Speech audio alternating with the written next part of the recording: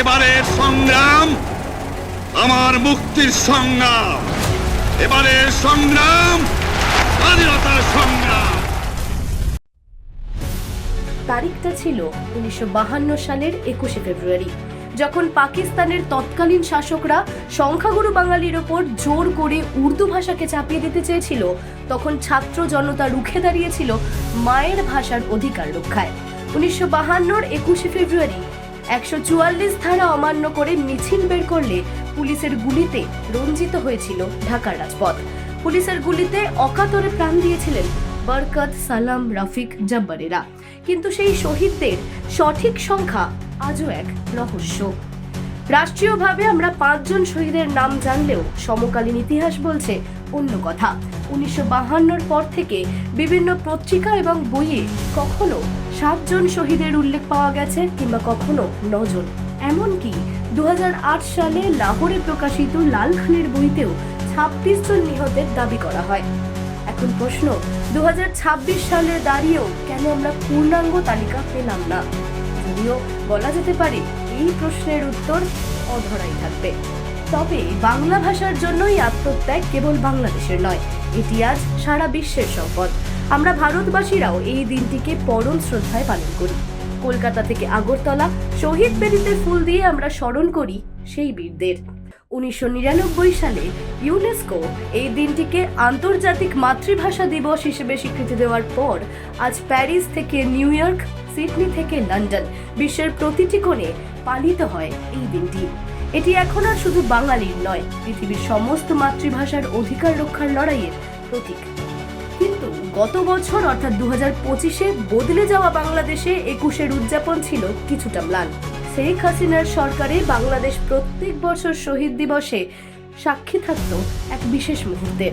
সেটি হলো প্রধানমন্ত্রী এবং রাষ্ট্রপতি একসঙ্গে শহীদ মিনারের শহীদ বেদিতে শ্রদ্ধা জ্ঞাপন করবেন।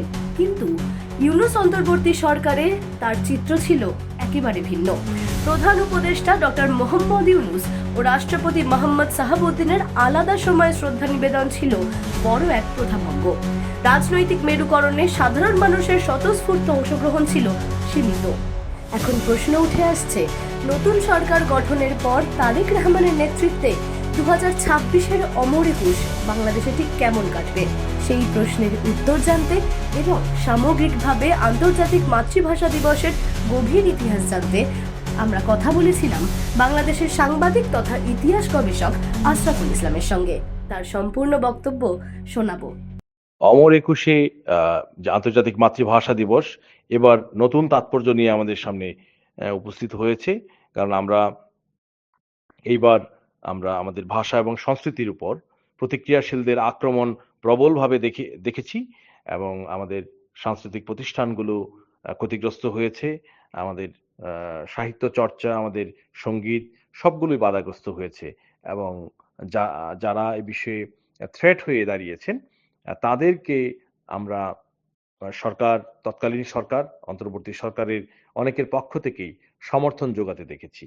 এবং এই ধরনের একটি বাস্তবতার মধ্যে তারেক রহমানের নেতৃত্বে নতুন সরকার দায়িত্ব নিয়েছেন এবং সেই সরকারের সময়ে এটি একটি উত্তরণ ঘটবে, আমরা সেটা আশা করি। এবং আমাদের মহান অমর একুশে আন্তর্জাতিক মাতৃভাষা দিবস এমন একটি সময়ে অনুষ্ঠিত হচ্ছে যখন আমরা এই যে নির্বাচনটি কদিন আগে হয়ে গেল, সেই সময়ে আমরা ভাষার উপর বিশেষ করে আমরা যেই উর্দু এবং উর্দুই হবে পূর্ব পাকিস্তানের রাষ্ট্রভাষা, সেই জিন্নার সেই যে আহ্বান, সেটি ছাত্র জনতা যেভাবে প্রবল রোষের সঙ্গে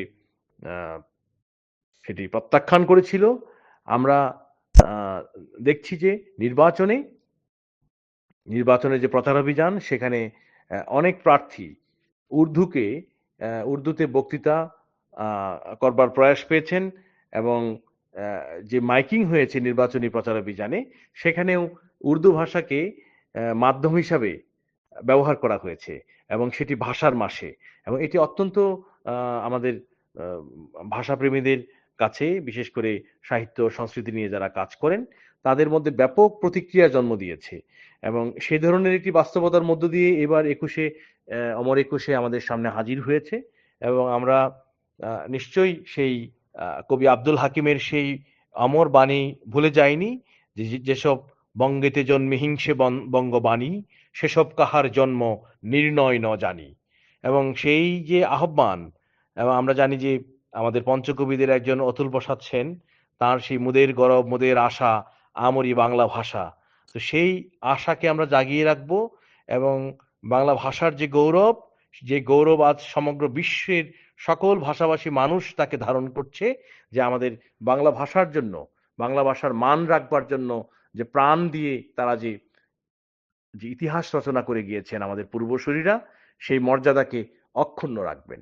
এবং এইবারের ভাষা দিবস আমাদেরকে নতুন করে ভাবতে শেখাবে যে বাঙালির সংস্কৃতি, বাঙালির ইতিহাস এবং ঐতিহ্য একে ভুলিয়ে দেওয়া যায় না। এবং এই ভাষার মাসে, এই ভাষা দিবসেই আমাদের বাঙালি একটি পুনর্জাগরণ ঘটবে। বাঙালি আবার নতুন করে ভাবতে শিখবে যে আমাদের ধর্মাচরণের সঙ্গে সংস্কৃতির কোনো বিরোধ নেই, ধর্ম আমাদের আত্মশুদ্ধির অনুষঙ্গ, এবং সমাজ এবং রাষ্ট্র পরিচালিত হবে বৈজ্ঞানিক বিচার বুদ্ধির ধারা, এবং সংস্কৃতি ভাষা আমাদের সেই উৎকর্ষ সাধনে আমাদের সহায় হবে। এবং আমরা এক্ষেত্রে স্মরণ করতেই পারি যে সেই ঔপনিবেশিক যুগে নেতাজি সুভাষচন্দ্র বসু তিনি মন্তব্য করেছিলেন যে আজকে ভারতে হিন্দুরা সংখ্যাগরিষ্ঠ বলিয়া হিন্দুরাজের ধ্বনি শোনা যায়, ইহা সর্বৈব অলস চিন্তা। তো আমরা সেই নেতাজির সেই অমর বাণীকে স্মরণ করে বলবো যে সংখ্যাগরিষ্ঠতার বিচারে নয়, যৌক্তিকতার বিচারে সবকিছুকে বিচার করা উচিত। এবং একটি জাতির, আমরা বাঙালি জাতির ভাষাকে কেন্দ্র করে আমাদের যে জাতীয়তা তৈরি হয়েছে, আমরা বাঙালি, এবং সমগ্র বিশ্বে আজকে বাঙালিদের কিন্তু জয় জয়কার। এবং আপনি জানেন যে ভারতের তৎকালীন একজন অত্যন্ত জাতীয়তাবাদী নেতা, তিনি গোখলে, তিনি মন্তব্য করেছিলেন যে Bengal things today, India things tomorrow. এবং আমরা সেখান থেকে আমরা দেখি যে ঔপনিবেশিক যুগে বেঙ্গল এবং পাঞ্জাব এই দুইটি প্রভিন্স থেকেই কিন্তু আন্দোলনের সূচনা হয়েছিল এবং তারাই প্রতিরোধ গড়ে তুলেছিলেন।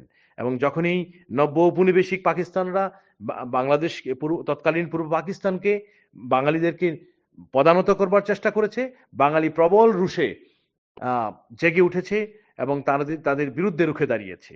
এবং আমার মনে হয় যে বাঙালির যে বংশগতিতে, জেনেটিক্সের মধ্যে সেই যে প্রতিবাদের যে প্রবাহ রয়েছে, আমরা 2026-এ দাঁড়িয়েও তার স্ফুরণ দেখতে পাবো এবারের 21শে ফেব্রুয়ারিতে। এবং আমরা অবশ্যই আশা করব, আমরা সাম্প্রতিক বছরগুলোতেও দেখেছি যে ভারতবর্ষের বিভিন্ন জায়গা থেকে, বিশেষ করে পশ্চিমবঙ্গ থেকে বহু বাঙালিরা, বহু ভাষাপ্রেমীরা আমাদের এই ঢাকার 21শে ফেব্রুয়ারির আয়োজনে সামিল হওয়ার জন্য তারা এসছেন। আমি আশা করব এবারও তারা আসবেন এবং আমাদের সঙ্গে একাত্ম হবেন, এবং আমরা ভাষাকে কেন্দ্র করে বাঙালির জাতীয়তাবোধের যে সূচনা, সেটি আমরা আবারও জাগাতে সক্ষম হব এবং আমাদের অন্ধকারাচ্ছন্ন সমাজ থেকে আমরা আলোর পথে যাত্রা করব, এই প্রত্যাশা আমরা রাখতে চাই। আরো উল্লেখ করা প্রয়োজন যে আজকে শুক্রবার রাত্র 12টা, মানে শনিবার রাতের প্রথম প্রহরে যে রাষ্ট্রাচার রয়েছে অমর একুশে পালনের ক্ষেত্রে যথাযথ শ্রদ্ধার সঙ্গে প্রথমে রাষ্ট্রপতি এবং পরে প্রধানমন্ত্রী পুষ্পার্ঘ্য অর্পণ করেন শহীদ বেদিতে। তো এবারও তেমনটাই হচ্ছে এবং পরবর্তীতে বিশিষ্টজন, মন্ত্রিপরিষদের সদস্য এবং কূটনীতিকরা, বাংলাদেশে নিযুক্ত বিভিন্ন দেশের কূটনীতিকরা শ্রদ্ধা অর্পণ করবেন। এবং এ নিয়ে বেশ উৎসাহ লক্ষ্য করা গেছে এবার, কারণ আমরা জানি যে একটি দক্ষিণপন্থী শক্তির উত্থানের পর আবার একটি গণতান্ত্রিক সরকার ব্যবস্থায় বাংলাদেশ ফিরেছে। তার জন্য সকলেই নিরাপদ বোধ করছে, কারণ এই সময়টিও যদি আমরা সেই রকম একটি যে সরকারটি ইতিমধ্যে সমালোচিত হয়েছে, অন্তর্বর্তী সরকার, সেই সময়ে আমরা রয়ে যেতাম, তাহলে এর মধ্যে এক ধরনের শঙ্কা কাজ করত। বিশেষ করে মৌলবাদী শক্তি নানা রকমের তৎপরতা আমরা লক্ষ্য করতাম এবং তাদের নানা রকমের বিরূপ মন্তব্য লক্ষ্য করতাম, এবং সাংস্কৃতিক কর্মীরা এখানে নিরাপদ বোধ করতো না। তো সেই দিক থেকে একটি পরিবর্তিত ব্যবস্থায় নতুন সরকারের শপথ গ্রহণের পর যেই অমর একুশ আমরা পালন করতে চলেছি সেটি অনেক বেশি অংশগ্রহণমূলক হবে এবং সবাই বাধাহীনভাবে সেখানে শ্রদ্ধা অর্পণ করবেন এমনটাই আশা করা যাচ্ছে। সুতরাং বলা যায় রাজনৈতিক পটভূমি যাই হোক 21শে ফেব্রুয়ারি চিরকাল বাঙালির অহংকার হয়েই থাকবে। তবে 2026-এর বাংলাদেশ 21শে ফেব্রুয়ারি দিনটি ঠিক কেমন ভাবে কাটায় এবং তাতে জামায়াতদের কোনো রকম ভূমিকা থাকে কিনা সেই সম্পূর্ণ বিষয়ে জানার জন্য এবং মুহূর্তগুলির সাক্ষী থাকার জন্য অপেক্ষারত গোটা বিশ্ব। অঙ্কিতা পালের report, headlines Kolkata. Ma, there's this new Bengali matrimonial website, BABandhan.in. It's safe, verified, and just for us. Really? देर न करें, आज ही रजिस्टर करें।